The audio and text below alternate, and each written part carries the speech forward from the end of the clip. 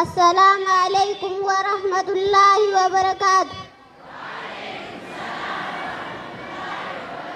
بسم الله جنة كوبي غلطة الحمد لله جنة رب الله فرفتا غمنة غمدا إسن هوازني بغاي سنينجه بيا الراتيني بغاي سنينجه بيا الراتيني barsiisonni keenyaas baga nuuf asaydanii hanga ammaatitti kanneen nuuf hobsitan xiqqaa fi guddaadhaas barkan walitti qabdan masjiida rabbiitti ilmii kan barsiiftan galatoomaa jannaa cufa keessanii nuu baga tattaafattanii galatoomaa jannaa cufa keessanii nuu baga tattaafattanii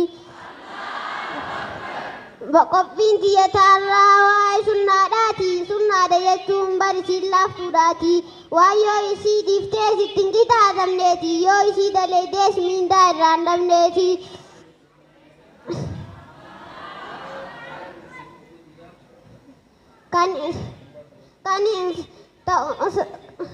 sunnaadha jechuun bakka lamatti qoodamti kan tokkoffaadha isiin salaataati salaata jennaan fardiin isaaniiti salaanni fardiidha inni nuu beekamaadha kaniin ani baru sunnaadha kan lammaffaadha inni taarika jechuun karaa rasuulaati sallallahu alaihi wasallam rahmatan rabbuusiiti xiqqaa fi guddaadhaan dhiiraa fi dubartittiis takkitti buusuudhaaf kun argattaati calliftee deessee hin deeynoomin fitti calliftee deessee hin deeynoomin fitti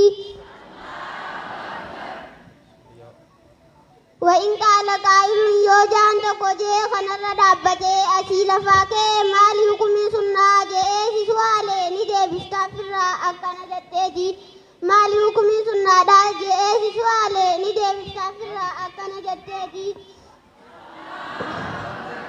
سنة دا يجون بارسي لفتو داتي وآيو إسي دفتي ستين كتا دمنيتي يو إسي دليدي من دائران دمني Biteetiin jira kunoo amma qophii xiyyaa hamma walitti deebinuu qophii biraatiinii nagaan naaf tura baga gammaddanii nagaan naaf tura baga gammaddanii. Allahu Akbar. Assalaamu alaykum wa rahmatullahi wa barakaatu. Wa alaykum assalaam wa rahmatullahi. Waraani Nusayba Abdusamad kunoogaa dhuftee jirti. Hamilee itti godhuun ammoo barbaachisaadha ittiin kan dhugaan imma hanga takka takbiirtaa waan irraa haaf tokko jettanii wayiin irra jira fuula kanarra lamma takbiirtaa haadha isaanirraa dhiisaa kaa hin dhagayamuu Allahu Akbar kunu akkana faayoo jettanitti kannaa hamilee gidee ijoolleen as gubbaa dhufte hamileedhaan ijoollee jajjabeessaa isiniin jecha Nusaybaadhaa wajjiin turtii gaarii. Assalaamu alaykum wa rahmatullahi wa barakaatu. Arkaanni Islaamaa shananiin baradha tokkoffaan shahaadaa lamaniin saawaan lamaffaan salaataa yoo bringayaan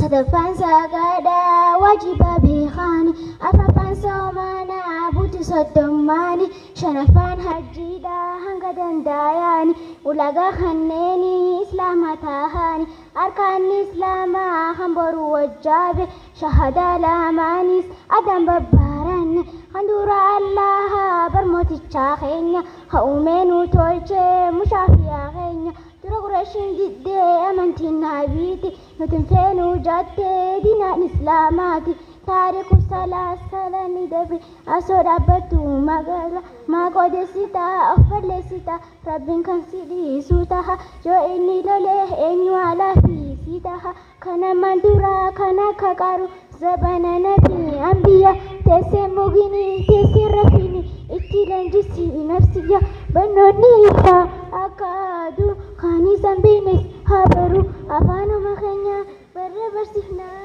wallaala akkasii dura dhaabbannaa barachuu diddee yoo dabarte gorsa wallaatis lagate qubee nyaataa sheenaa to'ette yeroo yaadette bar guyyaa jabaa guyyaa qiyaamaa guyyaa gammachuu ijoollee islaamaa yaa rabbii guddaa nu agartuu teenyaas nu qari nu xariileessi mateenya surrii akka dambafnu hamaa fi gaarii biyya teenya yaa kabajamtu biyya saaraa beekamtu biyyi takkallee sittiin qixxaattu yaa oromiyaa yaa walabamtu huccuu qalloo haraamin dhagee ammas gabaabduu homees hin deenye uffanni waan ta'u faashinaan gaafni kee tokko mul'annaan rifeensi kee tokko mul'annaan si'a baartii beeki malee kaan ajaa'ibaa ijoollee zabanaati asiin hin deenya karaa rayyaati inni dhufnaan isinis gayyaati wajjumaan deemtee dimaa qamaati ilmoo haadhaa abbaanis ni beeka asuma haadha abbaan arguuti rabbii guddaan isin hin dhiisu namni ilmoo fi halkan gadhiise rabbii guddaa ifi dallasi namni ilmoo fi quraan barsiise rabbii guddaa ifi gammachiise amma gahee asirratti hin dhaaba rabbii nu waaqa ta'uu sawaa yaa rabbii biyyee irraa nu mul'iste qabeenya keetiin ardii bal'iste utubaa malee samii ol fuute ayyoo fi abboon deemte eegama uumaa nu dhorkine quraana rabbiin maanum barsiifne addunyaa dhumtuu maal affaatanii dubra gagaraan gara yaatanii fookii jannataa numa gartanii bareedina siinii dhammaatanii wabillaahi tawfiiq wassalaamu alaikum warahmatullaahi wabarakaatu. وعليكم السلام ورحمة الله وبركاته. مي عاملين؟ هنتاني عاملين مي؟ الله أكبر الله أكبر الله أكبر. لال نما لفول تهيتو مخوجي خراجا أكنا موكنار والتعنامي ولي يا نمو والتوبة يا نجرخين ولي يا نمري ولي يا نمو ولي في عنا ولا جين يمو ولا الله أكن أمري جيزي نمني أسي السلام عليكم جي أسو أني سلامتان دي ببني يو سلامتا دي بسوباتن نخان قيسان طلوب تيتر الكوسن ها نخان قيسان طلوب تيتر هنجي أني زنيه ملال ولا كانوا شيخان خينيا دوفي شيخا خينيا بريزدانتي لما إسلاما مقالا مايا شيخ محمد إبراهيم. الله أكبر الله أكبر. أكسما مسنسا خوري لما إسلاما مايا خطي شيخ جعفر غرفات سجنتان غرفة لطي أفان توقفها عسو شاو جنة جيران يا أبو مايكي خنا رب زاد جاءنا الرب يوزي نجيمه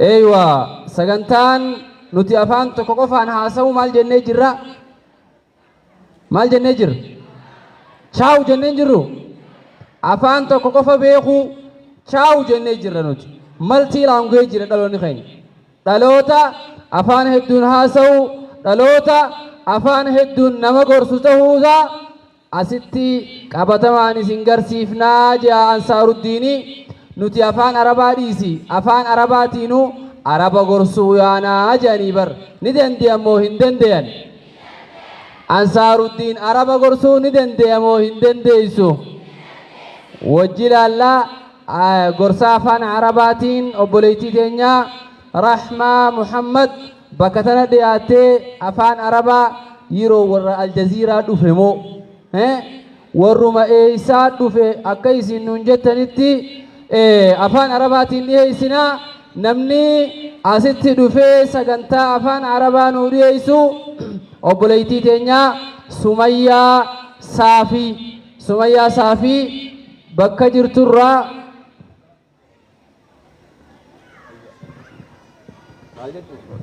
warri sagantaa qabdan mana kana keessaa gabbaanaan naaf isin wallolle dhugaan isinii himammaas namni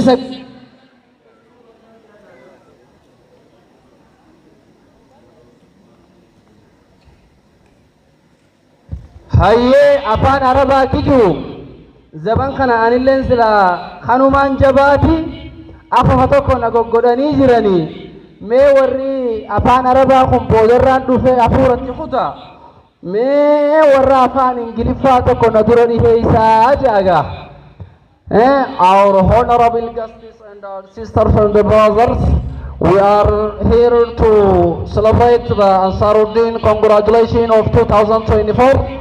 Akkana jaa kun warri afaan ingiliffaati an afaan akkanaa takkaa dhageetuun beeku dhiiroo afaan keessa haasa'u funyaan keessa haasa'anii walumaan laallaa afaan ingiliffaatiin asitti dhiyaattee gorsa bareedaa fi mi'aawaa tanuuf dhiheessitu meembara yookiin miseensa Ansaaruddin tataate Hanaan Abdallah bakka jirturraa asitti akka nuuf dhiyaattu isi afeeruu barbaadaa. Hanaan afaan ingiliffaatiin I would invite you the speaking of English by the member of Ansaruddin Hanaan Abdallah. I would say to you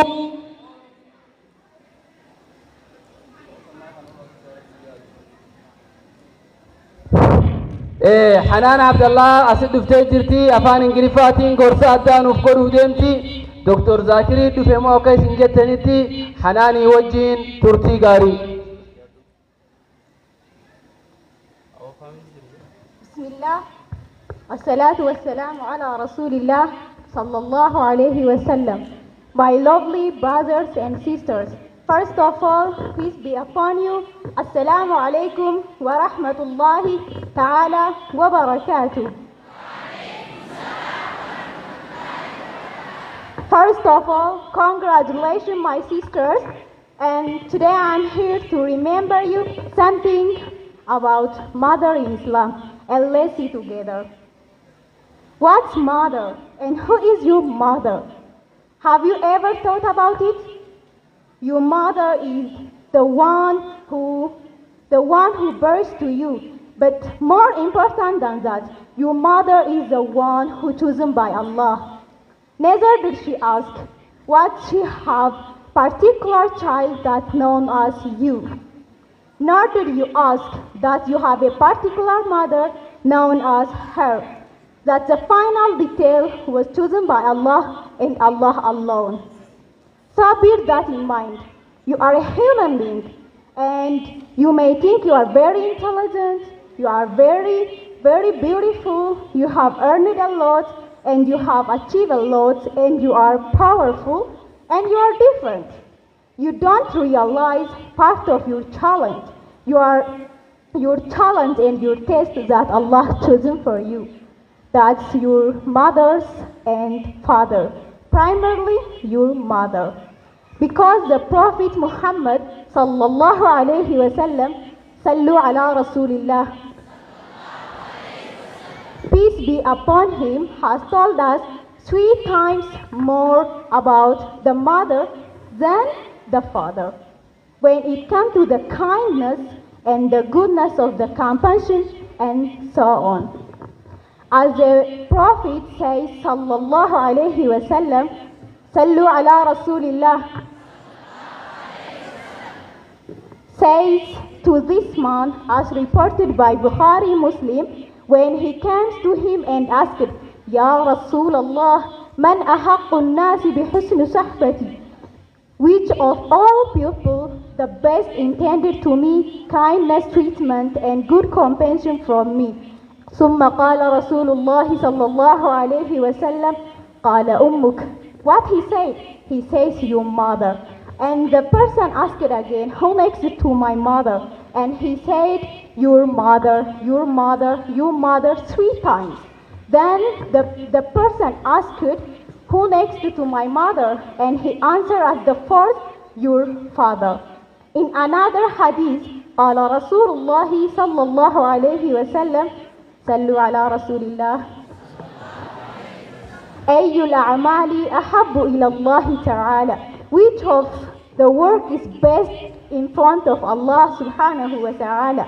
And he answered, الصلاة على وقتها وبر الوالدين والجهاد في سبيل الله. In another hadith, In another hadith, قال رسول الله صلى الله عليه وسلم رغم أنفه ثم رغم أنفه ثم رغم أنفه قال من قال قال قال من قال sorry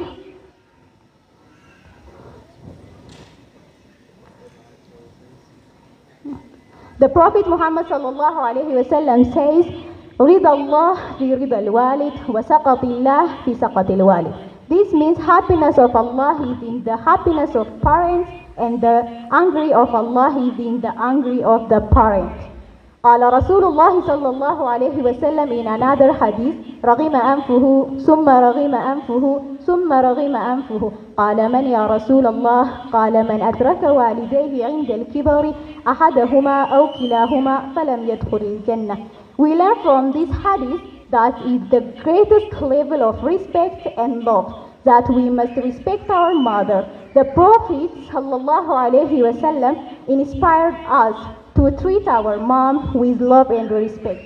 At the end, I want to thank my mom because she always helps me when I need help from her, and she knows about my pain before I say anything. May Allah gives her Jannatul A'la, Jannatul Firdaus, inshallah. At the end, I want to inspect some people that's not our member to come and learn with us. Jazakumullahu khairan, ahsan al-jaza. And I want to thank Jamaatul Ansaruddin to give me this golden chance. Assalamu alaikum wa rahmatullahi ta'ala wa barakatuh.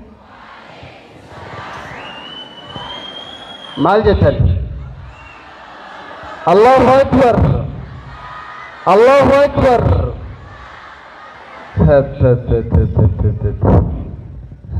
Sabo yola ne topi uma fakati afan siya ko hind jaga suru matil jaga yo tamal